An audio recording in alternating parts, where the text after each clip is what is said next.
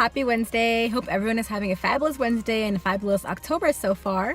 I just had a couple thoughts on being happy and handling stress and really staying on that high vibe that I talk about very often.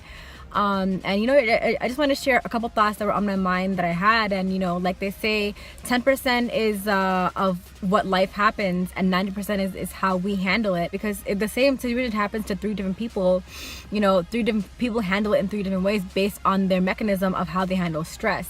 And I think really learning to develop that mechanism for handling stress is just so important, because most of us don't know how to handle stress. And so one little thing that happens might tick us off, and it just kind of has like a domino effect, because if one thing ticks us off and then we're just in a bad mood for the rest of the day or the rest of the week, and we kind of let that affect us, and we kind of let that affect us and also how we handle situations, and we're not able to really bounce back. I know in my other video I talked about bouncing back and how resilience is so important, but I think also along with resilience is having the emotional stability as you go through things, and really finding a mechanism. Maybe it could be meditation or having music, or having some kind of mechanism that every time that you get in a bad mood or something ticks you off, how to handle it and you can bounce back from it. Because think about it, how much more things that we could get done in one day if we had a mechanism to bounce back and not let things affect us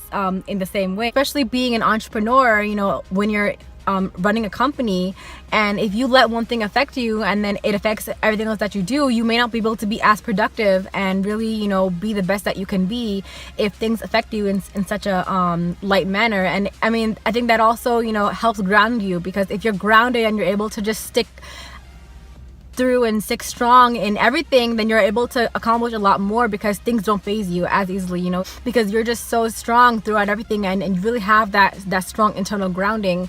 And even the slightest things won't rock your boat. And it's so important, because sometimes you might see something and say, oh my gosh, this is the end of the world, or even you might just see something and just think that it's not in your favor. But when you just have that coping mechanism, it helps in so many ways.